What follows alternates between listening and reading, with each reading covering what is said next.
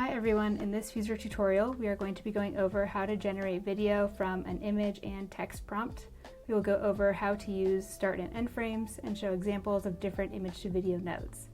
To follow along, you're going to need an image, preferably one that is in the 16:9 aspect ratio, and an idea for what you would like to generate. Let's get into it. I'm going to start by dragging in the image that I would like to generate a video from. Of course, you can also use an image that you've previously generated in another workflow or what have you. I'm then going to search for video. There are many different image to video nodes. Sometimes it's useful to search and then just look to see which one has image to video capability, or text to video if you're using that. I'm going to start with Kling 2.1. I'll connect my image to the image prompt, and then I will write a prompt. So the prompt language includes what you want to move. So that's the camera, the character, the background, really any direction about what you want to happen in the animation. For this, I'm going to write static trail camera deer walking in the forest, thermal LiDAR scan. For Kling, I also have the option to choose between standard, pro, or master. I will choose pro, and duration I can choose between 5 and 10 seconds. Each image to video node has different inputs and properties that you can manipulate. For Kling 2.1, if I open up the view properties, I can see that I can also play around with the end image. I will show that in a second. The negative prompt, I tend to only use this if I've generated something before and something keeps popping up that I don't want to, then I will write it in the negative prompt. The model we went over, the aspect ratio, most default to 16:9. Some, like Kling, give you 9:16 or 1:1. Others might give you 3:4, 4:3, 9:21 even, and the duration. Okay, great. So now you'll see I have a video of my LiDAR deer walking off the screen. Let's say that I want to play around with the end image. If the node lets you toggle that on as a property, I can come to properties, come here, click on this. Now I'll see end image pops up. I can drag in another image that I would like to use as my end image and connect it. So now what I'm telling it to do is to start with this image and end on this one.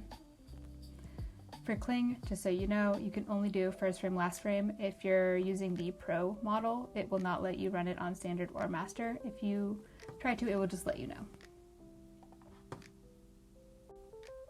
Great, so now you see instead of the LiDAR deer walking off to the right side of the frame, it just turns to end in the end image position that I gave it. So now what I'd like to do is test a few different image to video models next to each other. You can do this yourself if you just kind of want to compare and see the difference, or sometimes you won't get the result that you like and you want to try it in a different model.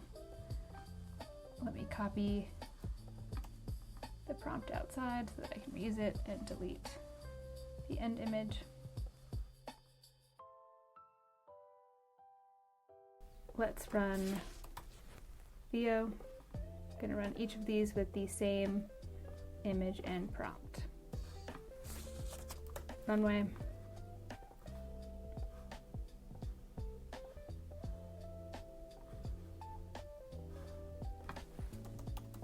Luma.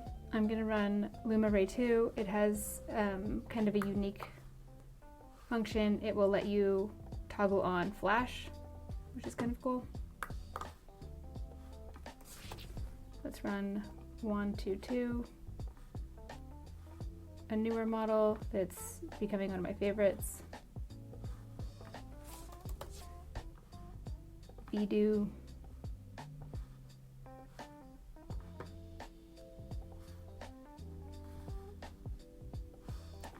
And let's run Lucy and Seedance. There are others, but we can just start with these 8.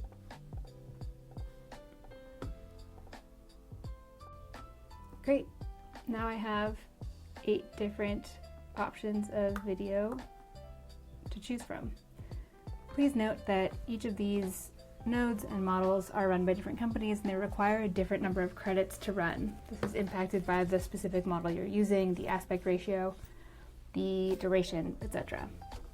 If you're ever curious or want to check before running, if you look here in the lower left-hand corner, you will see how many credits that you have remaining. You can then click on any node and you will see how many credits that will take to run out of how many you have left. So you can always check this and see. If you look, there is quite a discrepancy between each of them. So there you go. That's how we can generate video from an input image and text.